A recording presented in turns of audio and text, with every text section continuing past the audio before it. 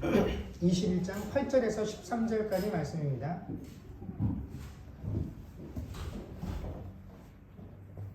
창세기 21장 8절에서 13절까지 말씀을 저와 여러분이 한 절씩 교독하겠습니다. 아이가 자라매 젖을 떼고 이삭이 젖을 떼는 날에 아브라함이 큰 잔치를 베풀었더라.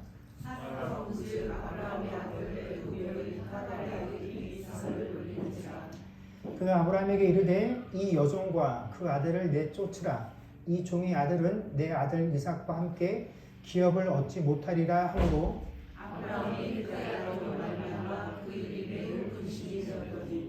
하나님이 아브라함에게 이르시되 내 아이나 내 여종으로 말미암아 근심하지 말고 사라가 내게 이른 말을 다 들으라.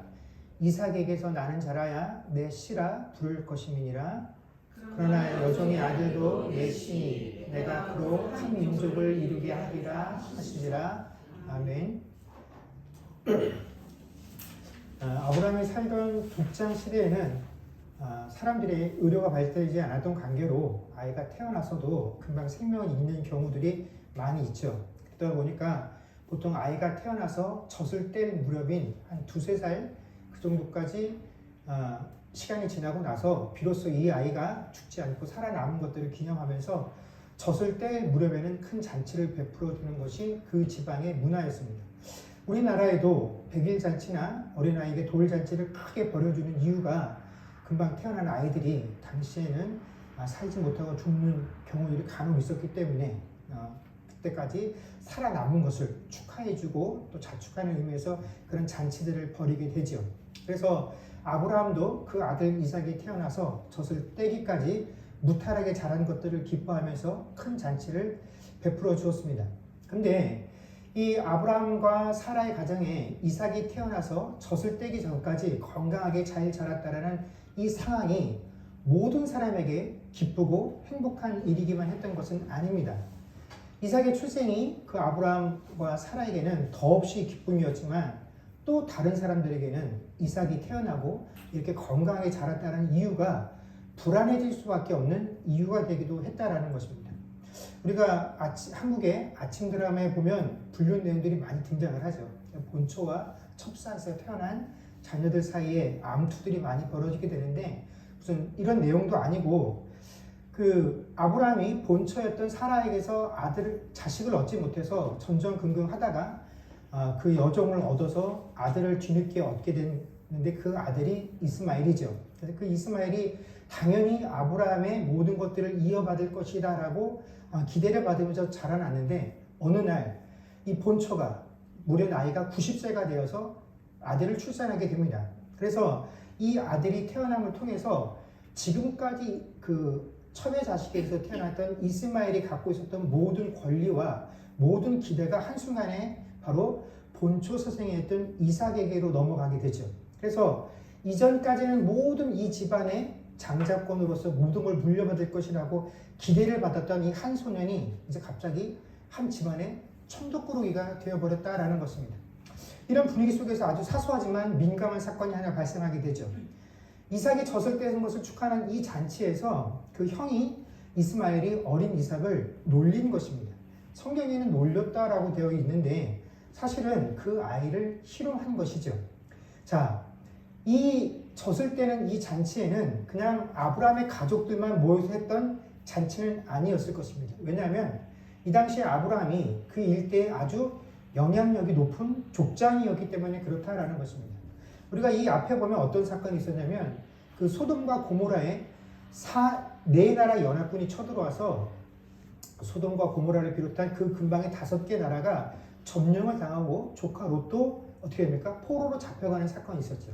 이때 아브라함이 자기 밑에 있었던 종들을 데리고 또 주변에 있었던 그동안 동맹을 맺었던 족장들과 함께 가서 그 4나라를 무찌르고 소돔과 고모라의 왕을 비롯한 5개 나라의 왕을 구해주는 사건이 일어나게 됩니다. 그래서 그 당시에 아브라함이 이 일대에서는 굉장히 존경을 받고 또 힘이 있는 그런 족장이었다라는 것입니다.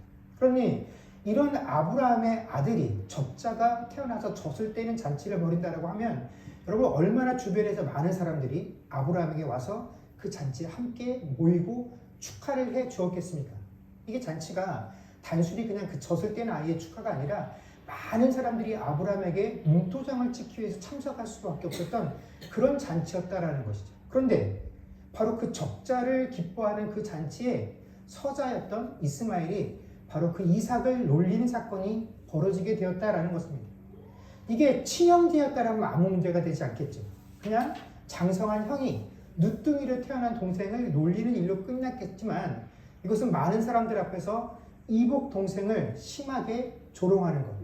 아마 지금까지 이 이삭이 태어나서 자라는 것을 보는 동안에 이 이스마엘 마음속에 내재되어 있었던 미래에 대한 불안함들, 또 이복 동생에 대한 시기와 질투가 아마 차곡차곡 쌓여 있었는데 아마 자기 마음속에 꼭꼭 숨겨놓고 자기만 알아두어야 될 그 마음이 아마 다른 사람들 눈에 보일 정도로 자신의 마음을 뒤집고 나왔던 것 같습니다. 이 장면을 본 사라가 그야말로 눈이 돌아가죠. 이미 사라는 자기의 여종이었던 하갈이 임신을 했다라는 사실 때문에 자기가 받았던 핍박, 그 곤욕을 치른 경험이 있었기 때문에 이스마엘이 자기 아들 이삭을 놀리는 꼴을 보자마자 아브라함에게 이렇게 요청을 합니다.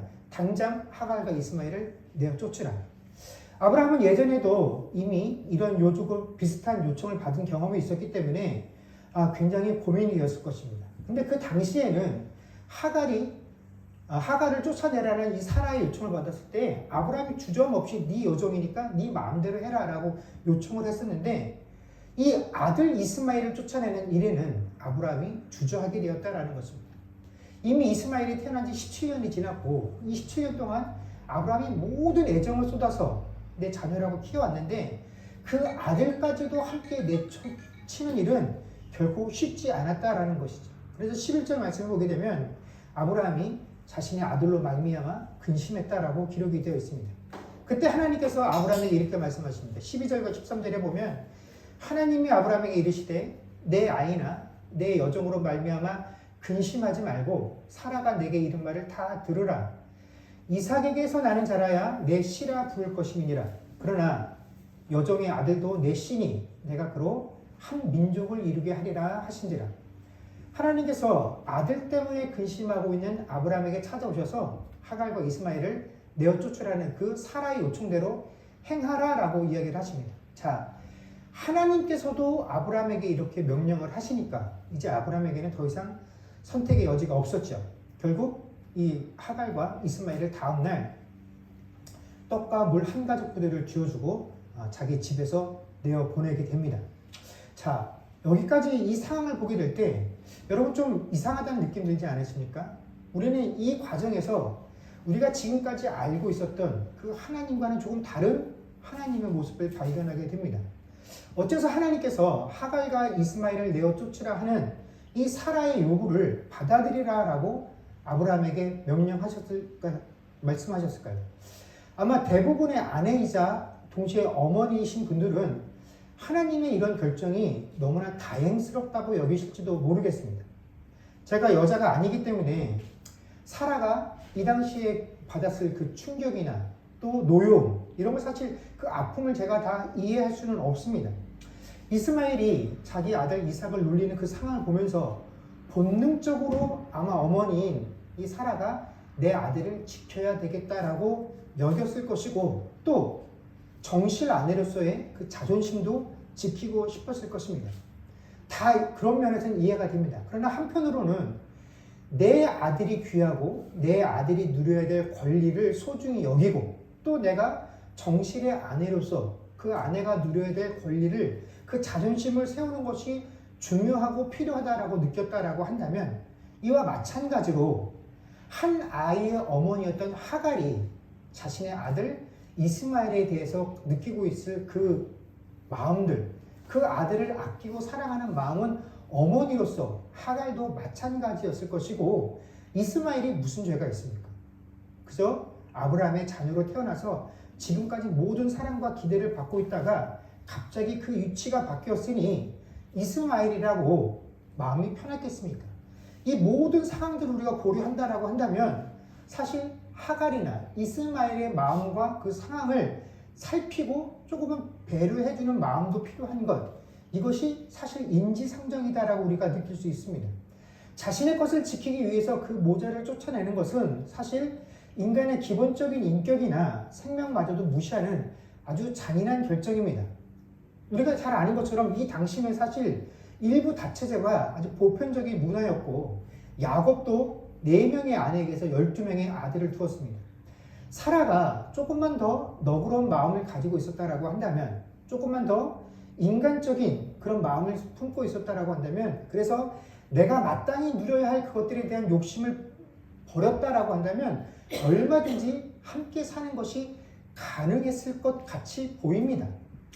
이것은 하나님의 사랑과 은혜, 나의 90이 되어서 도저히 그 당시의 인격과 그 당시에 가지고 있는 경험과 과학과 기술로는 해결할 수 없는 아들을 얻게 되는 하나님의 은혜와 사랑을 경험했던 사람이 쉽게 요구할 수 있는, 보여줄 수 있는 모습이 아닌 것 같다라는 것입니다.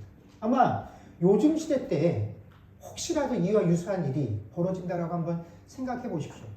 세상에 널리 알려진 유명한 그리스도인이 자신이 자식이 누려야 될 그 권리들, 또 내가 누려야 할 그 권리를 지키기 위해서 다른 사람이 나눠줘야 될, 다른 사람도 누리는 것이 마땅한 그 권리를 제한하고 그들이 누려야 될 것들을 뺏었다라고 한다면 아마 이것은 세상에게 비난받고 손가락질 받을 일입니다.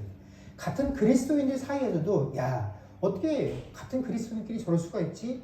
하고 큰 비난을 받을 만한 행동이 바로 이 사라의 요구였다라는 것이죠. 더군다나 사라가 이스마엘을 향해서 종의 자식이다라고 그를 언급했지만 사실 이스마엘은 종의 자식이 아니라 하나님께서 아브라함에게 주셨던 언약의 자손이다라는 것입니다.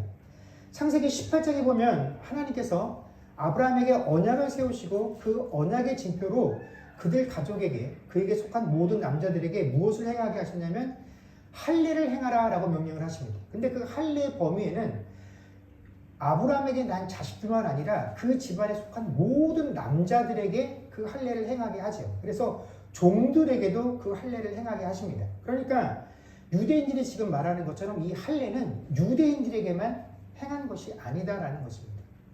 아브라함에게 속한 모든 사람들에게 행하는 것이죠. 당연히 이 이스마엘도 하나님의 언약을 따라서 그 언약의 징표인 할례를 받았기 때문에 그 언약 안에서 이스마엘 역시 아브라함의 자손이 된다라는 것입니다. 하나님의 언약 안에 들어와 있는 자가 바로 이스마엘이다라는 것이죠. 그래서 사라는 이 아들 이스마엘을 부를 때 여종의 아들이라고 부르지만 하나님도 아브라함도 여종의 자식이다라고 부르지 않고 내 자식이다라고 부르고 하나님도 아브라함 네 자녀다라고 인정을 해 주신다라는 것이죠.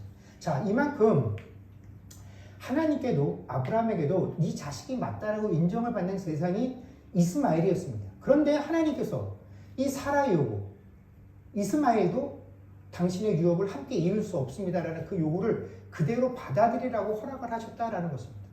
자, 분명히 하나님께서 주신 그 언약의 징표를 따라서 할례를 받았고 하나님이 주신 언약의 징표의 후손이 맞는데 왜 하나님께서는 너는 함께 유업을 받을 수 없으니까 내어 쫓으라는 그 사라의 요구를 허락해 주셨을까요?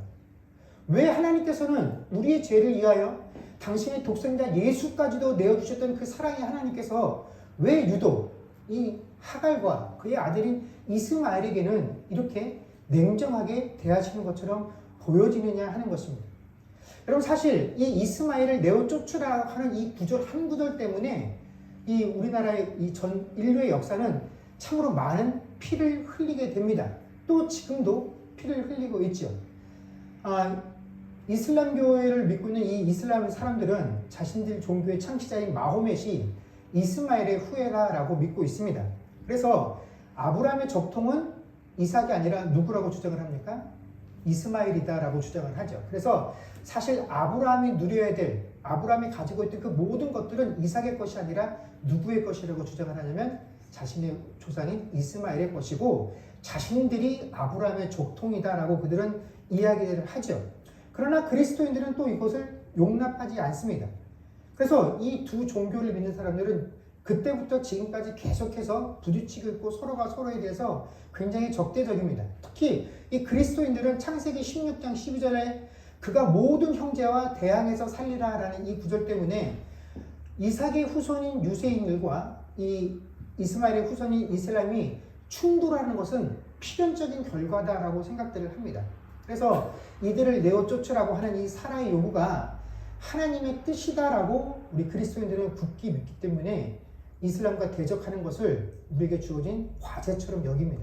그래서 십자군 전쟁을 정당한 이유로 삼게 된 배경에도 바로 이러한 성경 구절이 등장하게 된다라는 것이죠. 자, 그렇다면 과연 이 시대 그 후손들에게 이런 길고 지루한 피 흘림의 싸움들을 허락하기 위해서 이스마엘을 탄생하도록 하나님께서 내버려 두셨겠느냐 하면 그런 것은 결코 아니다라는 것이죠. 이 이스마엘의 탄생이라는 것은 우리가 잘 아는 것처럼 인간의 욕심, 인간이 아브라함과 사라가 어떻게 해서든지 자신의 자녀들을 낳아서 후대를 잇겠다라고 하는 그 조급한 마음들이 하나님의 약속을 기다리지 못한 결과로 만들어낸 결과가 바로 이 이스마엘의 탄생이죠.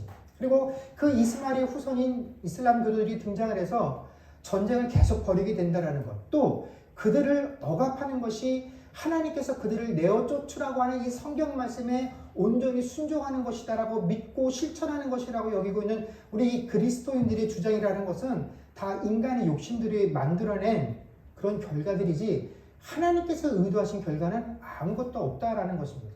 자, 그렇다면 이스마엘의 탄생과 그 이스마엘을 내어 쫓으라고 하신 이 하나님의 말씀을 우리가 어떻게 이해해야 하느냐, 그러기 위해서는 우리가 신약 성경을 좀 살펴봐야 합니다. 갈라디아서 4장 21절에서 26절까지 말씀입니다. 갈라디아서 4장 21에서 26절까지 말씀을 제가 읽겠습니다. 여러분은 그냥 눈으로 같이 보시면 좋겠습니다. 내게 말하라. 율법 아래 있고자 하는 자들아, 율법을 듣지 못하였느냐? 기록된 바 아브라함에게 두 아들이 있으니 하나는 여종에게서 하나는 자유 있는 여자에게서 낳았다 하였으며 여종에게서는 육체를 따라 낳고 자유 있는 여자에게서는 약속으로 말미암았느니라. 이것은 비유니 이 여자들은 두 언약이라. 하나는 신의 산으로부터 종을 낳은 자니 곧 하갈이라. 이 하갈은 아라비아에 있는 신의 산으로서 지금 있는 예루살렘과 같은 곳이니 그가 그 자녀들과 더불어 종노릇하고 오직 위에 있는 예루살렘은 자유자니 곧 우리 어머니라. 아멘. 자, 이 갈라디아서 4장 21절에서 26절까지의 내용은 이 갈라디아 교회에 바울이 복음을 전해서 이방인들이 예수를 믿어 구원을 받고 하나님의 자녀가 되었는데 그 이후에 유대교 출신의 율법사들이 와서 예수를 믿는 것만으로는 부족하다. 그래서 그 구원을 완성시키기 위해서는 또한 율법을 너희가 준수하며 살아야 하는데 그 율법이 우리에게 무엇을 요구하냐면 할례를 행해야 된다라고 요구를 했다라는 것입니다. 그래서 율법의 준수를 강조하는 이 거짓 선생들의 말씀에 마음이 동해서 이 율법을 지키려고 애쓰는, 율법의 요구를 지키려고 애쓰는 그 갈라디아 교인들을 향해 기록한 내용이 바로 갈라디아 서고 오늘은 특별히 21절에서 26절의 내용입니다. 자, 여기에 보면 바울이 사라는 자유 있는 여자로 또 하갈은 여종으로 묘사를 하고 있습니다. 근데 이것은 사라는 원래 주인이었고 하갈이 이 사라의 종 출신이었다라는 신분적인 차이를 의미하는 것이 아니라 각각이 상징하는 의미는 이런 것입니다. 하갈은 시내산에서 출발해서 현재 자신들이 살고 있는 그 당시에 이스라엘 땅에 있었던 예루살렘 성전으로 이어지는 율법을 대표하는 존재인 것입니다. 반대로 사라는 어떤 존재냐면 하늘에 있는 예루살렘에서부터 예수 그리스도로 이어지는 은혜와 자유의 복음을 대표하는 인물이다라는 것입니다. 그래서 이 두 여종을 통해서 각각 두 아들이 태어났다라고 말을 하는데 여종이었던 하갈을 통해서 태어난 이스마엘은 율법의 열매이고 또 자유인이었던 사라를 통해서 태어난 이삭은 자유와 언약의 열매다라고 그가 설명을 하고 있습니다. 자, 여기서 우리가 헷갈리면 안 되는 게 뭐냐면 언약이나 율법이나 다 하나님에게서 나왔다라는 사실입니다. 우리가 신약을 쭉 읽으면서 예수님께서 끊임없이 이 율법주의를 표방하는 바리새인과 서기관들을 비난하고 책망하는 그 모습에 익숙해진 나머지 우리가 율법을 자꾸 나쁜 것이다라고 오해하기가 쉬운데, 여러분, 율법은 결코 나쁜 것이 아닙니다. 나쁜 것일 수가 없습니다. 왜냐하면 이 율법을 주신 이가 누구십니까? 하나님이시기 때문에 율법은 악할 수가 없습니다. 단지 이 은혜의 언약과 율법은 그 존재 목적과 기능이 다르기 때문에 하는 역할이 다르다라는 것이죠. 자, 율법은 사람을 죄에서 구원할 수 없습니다. 하나님께서 이스라엘 백성들에게 율법을 주셨을 때 그 율법의 기능은 뭐냐면, 자신들이 하나님의 백성으로 부름을 받았지만 자신들에게는 아무런 공로와 자격이 없다라는 사실을 깨닫게 하는 게 율법이다라는 것입니다. 하나님께서 율법의 여러 가지 내용들을 주시고 이것을 지켜라, 하나님의 백성이면 이것들을 지켜야 된다라고 하는데, 사실 율법을 받은 게 먼저입니까? 하나님의 백성이 된 것이 먼저입니까? 하나님의 백성이 된 것이 먼저이죠. 그럼에도 불구하고 그들에게 이제 너희가 내 백성이 되었으니 이것을 지키며 살아라 했지만 그것을 지킬 수 있습니까? 없습니까? 없다라는 것이죠. 그래서 그 하나님의 백성인 내가 하나님이 주신 법을 지키는데 계속 끊임없이 실패한다는 사실을 깨닫게 되는 것. 그래서 내가 이것을 행할 능력이 없는 존재구나. 근데도 내가 하나님의 자녀가 된 것은 전적으로 하나님의 은혜구나 사실을 깨닫게 하시는 그 목적이 바로 뭐냐면 율법의 기능이다라는 것입니다. 그러므로 내가 이 율법을 지켜서 그 율법을 지킴을 통해서 구원을 받을 수 있다는 것은 우리가 가지고 있는 인식의 문제이지 하나님께서 우리에게 주신 방법이 결코 될 수가 없다라는 것입니다. 그리고 하나님께서 유일하게 우리에게 그럼 너희가 어떻게 구원을 받을 수 있느냐? 그것은 너희의 죄값을 대속할 내 아들의 희생, 그리고 구약의 시대에는 그것들의 표본이 되어지는 제사 제도를 통해서 이 희생 제물을 통해서 너희가 구원을 받는 것이다. 너희가 무엇을 했기 때문에 아니다라는 사실을 보여주는 것이, 가르쳐주는 것이 율법이었다라는 것입니다. 그래서 그 율법은 예수 그리스도께서 이 땅에 오셔서 십자가를 지시는 그 사건까지만 유효했고, 예수님께서 오심을 통하여 더 이상 율법은 중요하지 않은 것이 아니라 그 기능을 다한 것이죠. 왜냐하면 예수님께서 오셔서 이미 그것을 구원을 완성하셨기 때문에 율법을 지키는 것을 뭘 할 수 있다라는 그 기능은 완전히 폐기가 되어진 것이다라는 것입니다. 그리고 구약시대 때나 지금이나 결코 율법을 구원의 방편으로 우리에게 주신 적이 없다라는 것이죠. 이것이 바로 율법의 기능이고, 우리가 구원을 받을 수 있는 유일한 방법은 오직 하나님의 은혜다라는 것입니다. 율법을 지키는 것으로는 누구도 하나님의 유업에 참여할 수 없다라는 것이죠. 하나님 나라에 들어갈 수 없다라는 것입니다. 그런데 하나님이 분명히 이 사실을 우리에게 말씀해주고 계심에도 불구하고 우리 사람은 어떻게 일인지 무언가를 지키고 내가 열심을 내고 그 열심을 냈다라는 사실로 구원을 받았다라는 위안을 삼으려 한다라는 것입니다. 내가 이렇게 열심히 하고 있으니까 내 이런 열심을 보시고 하나님께서 나를 버리지 아니하실 것이다. 내 이런 열심과 성실함을 보시고 하나님께서 내게 더 큰 은혜를 베풀어 주실 것이야 하는 내 열심에서 만족을 얻으려 한다라는 것입니다. 그런데 이런 태도는 내 신념일 뿐이지 결코 기독교의 믿음은 아니다라는 것이죠. 그래서 오늘 이 성경이 우리에게 말하라는 것은, 이 이스마엘이라는 것은 아브라함의 자기 신념으로 만들어진 결과물이다라는 것이죠. 하나님이 내가 너 후손을 통해서 이 땅에 모리아와 같이 이 별과 같이 많은 자손들을 허락하실 것이야. 아니, 하나님이 내게 이런 약속을 주는데 도무지 내 삶에서 이것이 이룰 기미가 보이지 아니하니 그러면 내가 내 열심으로 이 하나님의 약속을 이루어내리라 하는 그 열심히 만들어낸 결과가 하갈을 취하고 하갈을 통해서 이스마엘을 얻게 된 것이죠. 그런데 이렇게 내 열심을 통해서 만들어낸 것들은 본질적으로 하나님께서 우리에게 은혜로 주신 것과는 다르기 때문에 하나님의 유업을 이어받을 수 없다라는 것입니다. 하나님의 유업에 속한 것은 오직 하나님의 은혜로 태어난 것만, 그 약속을 통하여 난 것들만 하나님 나라의 유업에 속할 수 있다라는 것이죠. 이것이 바로 하나님께서 이스마엘과 하갈을 내어 쫓으라고 하신 이유다라는 것입니다.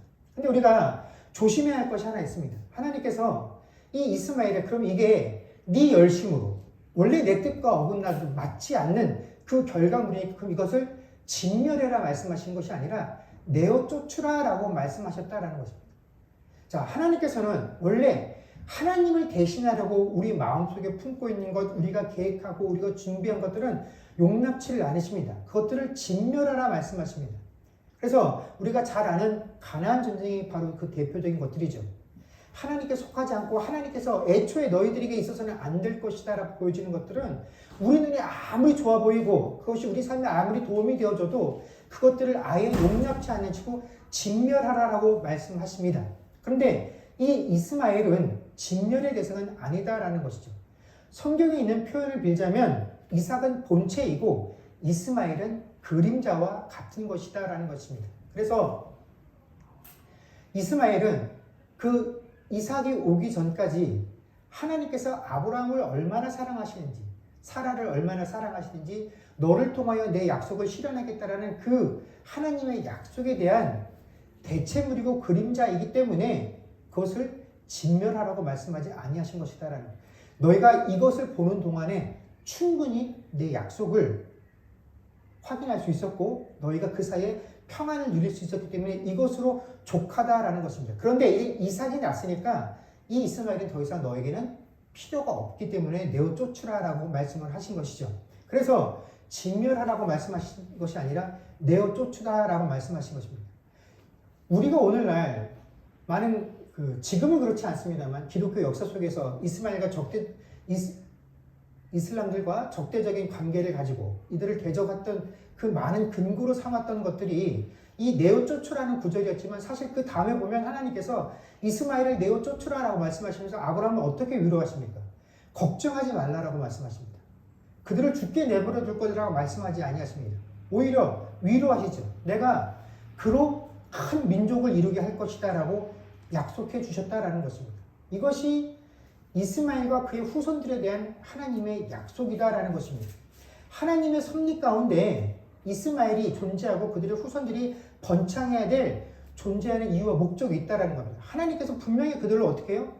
한 민족을 이루게 하겠다라고 약속하신 것이기 때문에 사람들이 그 이스마엘의 후손들을 진멸하겠다고 하는 것은 하나님의 뜻에 맞지도 아니하시고 하나님이 그것들을 허락하지도 아니하신다라는 것입니다. 진멸되도록 내버려두지 않으세요. 왜냐하면 하나님이 약속하신 부분이기 때문에 그렇다라는 것입니다. 그래서 우리가 이스마엘의 후손, 그들이 이슬람이든지 아니든지 간에 그들을 그렇게 규정해서 우리가 이 땅에서 진멸하겠다라고 하는 것은 우리의 영역이 아니다라는 것입니다. 그것은 하나님의 영역이죠. 우리는 우리에게 주어진 부분만 잘 해결하면 됩니다. 그렇다면 우리에게 주어진 부분은 뭡니까? 바로 본체가 아닌 그 대체물, 본체가 아닌 그림자였던 것들을 바로 우리 삶 속에서 내어 쫓는 것, 그것들을 제거하는 것, 그것이 우리에게 주어진 몫이다라는 것입니다. 그런데 문제는 이 대체물들이 가지고 있는 매력이 너무 커서 우리가 이것을 제거하는 것이, 내어 쫓는 것이 쉽지 않다라는 것이죠. 그 매력이 뭐냐면 바로 내가 이루었다라는 그 사실입니다. 우리는 내가 이룬 그 결과물들을 포기하는 것들이 결코 쉽지가 않습니다. 심지어 내가 이루어냈던 그 결과물들이 하나님께서 내게 주신 그 약속들, 하나님의 나라 그 유업의 본질을 희롱하고 조롱하는 것들을 내 눈으로 보고 있어도 그것들을 버리지 못하고 포기하지 못하는 것이 우리의 본성이다라는 것입니다. 아브라함이 그랬습니다. 여러분, 아브라함이라고 해서 그 자리에서 이스마엘이 이삭을 조롱하는 그 장면을 보지 못했겠습니까? 사라는 그 광경을 보고 이게 잘못됐구나 라고 느끼고 빨리 이들을 쫓아내야 되겠다라고 느꼈는데 아브라함은 그 광경을 보면서 그런 위협을 전혀 느끼지 못했다라는 것이죠. 그리고 나중에 사라가 이 문제를 제기했을 때 그 아들 때문에 근심하게 됩니다. 왜 이스마엘이 인정받지 못할까? 왜 이스마엘이 사라에게 사랑을 받지 못할까? 하는 그 사실로 인해서 근심하고 초조하게 된다라는 것이죠. 왜 그렇습니까? 이스마엘은 어찌되었던 자신의 분신이기 때문에 그렇다라는 것입니다. 내 아들이기 때문에 그렇다라는 것입니다. 내 생명을 이은 자이고 내 노력과 내 열심의 결정체이기 때문에 그렇다라는 것입니다. 그런 내 열심과 노력들이 좀 제대로 평가받기를 원하기 때문에 그게 제대로 용납되지 못하고 평가받지 못하는 것들이 아쉽기 때문에 아브라함이 그것들을 놓지 못한다는 것이죠. 바로 이것이 우리의 본 모습이다라는 것입니다. 여러분, 우리가 우리 삶 안에는 이미 수없이 수많은 대체물들이 우리의 인생에 존재를 합니다. 우리는 잘 압니다.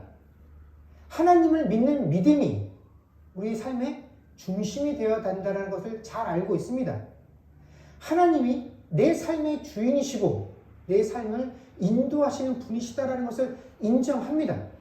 그것을 믿고 신뢰하며 살아야 한다라고 고백합니다. 그러나 실제로 우리 삶의 많은 부분들은 하나님 아닌 내가 이룬 결과물들이 대체제로 자리를 하고 있다는 것입니다. 넓게는 우리가 이뤄놓은 정치, 과학, 지식, 기술, 또 가까이선 내 가족들, 내가 섬기고 있는 직장들, 내가 운영하고 있는 직장들, 내가 크고 작은 모든 관계 속에서 이뤄낸 내 모든 업적들, 이것들이 다 내가 이룬 것들입니다. 이것들을 쉽게 포기하지 못해요. 하나님, 조금만 더 내가 이것을 이뤄놓은 다음에, 내가 조금만 더 기반을 닦고 놓은 다음에, 그 다음에 하나님을 더 우선할게요. 그 다음에는 내가 하나님을 가장 우선시하고 하나님을 주인 삼아 살게요. 근데 지금은요, 지금은 이게 조금 더 중요해요. 내가 지금은 조금만 더 이 일에 애쓰고 노력한 다음에 그렇게 할게요. 그런 마음 가지고 살아간다라는 것입니다. 그러면서 내가 이룬 것들로 하나님께 영광을 돌리겠다라고 우리가 다짐을 합니다. 그래서 내가 이룬 것이 없으면, 도달한 목표가 없으면, 이룬 결과물이 없으면 우리는 하나님께 드릴 영광도 없습니다. 등수가 올라가고 취직을 하고 직위가 올라가고 이렇게 뭔가 자랑할 만한 결과물이 있을 때에라야 아유, 하나님 내게 은혜를 베푸셨군요, 하나님 영광을 받으십시오라고 말하지, 떨어지고 낮아지고 실패하고 실수할 때는 우리의 삶 속에 하나님께 영광은 존재하지 않는다라는 것입니다. 왜냐하면 내가 이룬 것이 없기 때문에 그렇다라는 것입니다. 그러니 하나님 영광을 받으시려면 나를 잘 되게 해주셔야 한다라고 우리는 믿고 살아갑니다. 이게 단지 세상의 일뿐만이 아닙니다. 교회 일도 마찬가지죠. 교회에서 더 높은 직분들을 취하게 되는 것, 또 목사들에게는 더 큰 교회를 이루고자 하는 그 소망들, 더 좋은 직분, 더 높은 직분, 더 큰 교회 사이즈를 이루어냈을 때 비로소 우리가 그 분야에서도 하나님께 영광을 돌리게 된다라는 것입니다. 이해는 됩니다. 그러나 그림자를 가지고, 대체물을 가지고 하나님께 인정을 받겠다라는 우리의 모습은 이스마엘을 쫓아내지 못하는 아브라함의 모습과 전혀 다를 것이 없다라는 것이죠. 하나님께서 아브라함에게 말씀하십니다. 네 자녀 맞다. 네 아들 맞다. 그러나 내어 쫓으라. 세상에 사는 동안 네가 이룬 업적들이 많다. 너 그 일하느라고 얼마나 애쓰고 수고하고 노력했는지 내가 네 노력과 헌신과 열심을 다 안다. 그 네가 한 업적 많다. 맞다. 그러나 내 나라에는 갖고 들어올 것은 하나도 없다라는 것입니다. 잘못되었기 때문이 아니라 하나님 나라의 본질이 아니기 때문에 그렇다라는 것입니다. 이것이 오늘 말씀이 우리에게 주는 참 의미이다라는 것이죠. 그러면 우리가 이 땅을 살아가면서 이런 세상적인 성공이나 우리가 하는 그런 모든 열심은 아무런 가치도 없고 다 포기하고 내버려야 하는 것들이냐? 그렇지 않습니다. 이미 제가 앞에서도 계속해서 언급하는 것처럼 이런 것들은 악한 것이 아닙니다. 그렇기 때문에 이것들을 없애버리고 진멸해야 된다는 것이 아니라 이것들이 우리의 본질이 아니다라는 것을 우리가 알아야 한다는 것입니다. 이것들이 아무리 풍성하고 내 삶을 윤택하게 만들 것 같고 나를 높여주는 것 같아도 이것은 하나님 앞에서 그 본질을 결코 대체할 수 없다라는 것들을 우리가 기억해야 한다는 것입니다. 그리고 우리가 이것들을 더 중요하게 여길 때 오히려 하나님께서 우리에게 우리의 본질로 주신 그 약속들이 오히려 조롱거리가 될 수 있다는 것. 내가 세상의 것들에 내가 열심을 내서 이루는 것들에서 느끼는 그 만족감과 성취감에 더 열을 내고 더 열심을 낼 때 하나님께서 내게 허락하신 그 본질, 너는 내 자녀야. 내가 너를 얻기 위해서, 너를 구원시켜서 내 자녀로 삼기 위해서 내 아들 독생자 예수를 주어서 십자가의 피 흘린 사건으로 너를 내 자녀 삼았어. 네가 내 자녀라고 고백할 때 내가 느꼈던 그 기쁨과 희열을 네가 함께 알고 그것을 기쁨으로 삼아 죽는 날까지 그것이 너의 가장 큰 기쁨이 되고 그것으로 오로지 하나님께 감사와 찬미 영광을 돌릴 수 있는 그 가장 큰 이유가 되기를 원해. 이것이 우리에게 주어진 본질인데 그 본질을 우리가 이해하지 못하면 그 사실로 인한 하나님께 대한 감사와 찬미가 점점 줄어들게 되고 내가 애쓰고 수고하고 노력하고 이 땅에서 일궈낸 그것들을 이루어내고 결실을 맺는 그 상황들을 통해서 하나님께 하나님 감사합니다 영광 돌립니다 하는 그것들은 우리가 하나님께 받은 그 본질이 될 수 없고 그것들이 오히려 하나님께 우리에게 허락하신 그 본질을 그 은혜를 조롱거리로 만들고 있는 순간에도 우리가 그 사실을 모르고 지나갈 수 있다는 것 이것이 위험하다라는 것입니다. 여러분 신자가 이 땅에서 살면 살수록 우리가 이 땅에서 연수가 점점 늘어나면 늘어날수록 우리가 살아가는 그 삶의 영역들이 점점 확장되면 활짝될수록 이것이 우리가 어떤 의미가 있냐면 필연적으로 우리의 삶에 우리의 대체물의 영역들이 점점 더 넓어지고 있다는 것들을 의미하는 것입니다. 그러면 내가 나이가 더 점점 더 세상에서 경험들과 연륜과 그 삶의 영역들이 늘어나게 되면 점점 이 하나님의 본질이 침해받을 수 있고 위협받을 수 있는 그런 환경들에 내가 점점 더 많이 노출되고 더 자주 노출이 되어진다라는 의미인 것입니다. 자, 과연 이 순간에 우리는 어떻게 하겠습니까? 하나님께서는 아브라함에게 이삭에게서 난 자라야 내 씨라 부를 것이다 라고 말씀을 하셨습니다. 이 말씀은 우리가 인간적인 지혜들과 경험들과 방법들과 내 열심들을 통하여 얻어낸 그 모든 결실들이 아무리 훌륭하고 좋다라고 할지라도 그것이 가치가 없다거나 나쁘거나 잘못됐다라는 것이 아니라 이것들은 하나님 나라 유업에 들어올 수 없는 것이다라는 것입니다. 내가 성공하면 내 부모들은 기쁘고 즐겁겠죠. 내 자신이 너무 자랑스러울 것입니다. 주변에서 받는 칭찬이 힘이 되겠죠. 그러나 하나님은 그것으로 우리를 칭찬하지는 않으신다라는 것입니다.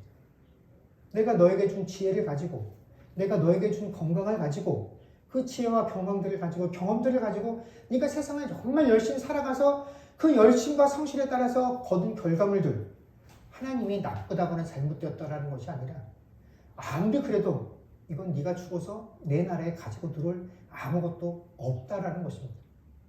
내가 너에게 허락한 것만이 내가 너에게 본질로 허락한 것만이 오로지 우리가 하나님 나라에 가지고 들어갈 그 대상이 된다라는 것입니다.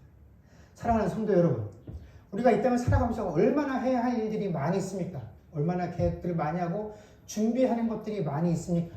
그것들을 소홀히 하지 마십시오. 그러나 그것들을 열심히 하는 그 동안에 우리는 하나님께서 우리가 허락하신 그 신앙의 본질을 결코 잊어서도 잃어버려서도 안 되는 존재입니다. 우리가 늘 그 사실들을 깊이 명심하며 하나님께서 우리에게 아무리 귀하고 소중하고 또 자랑스러운 것이다 할지라도 내어 쫓으라 하신 그 말씀들을 기억하며 우리 신앙인의 본질을 허락할 수 있는 저와 여러분들이 되어줄 수 있기를 주의 이름으로 간절히 축원합니다. 기도하겠습니다. 그렇습니다. 주님, 아브라함에게는 두 아들이 있었습니다. 이스마엘과 이삭이. 그렇죠.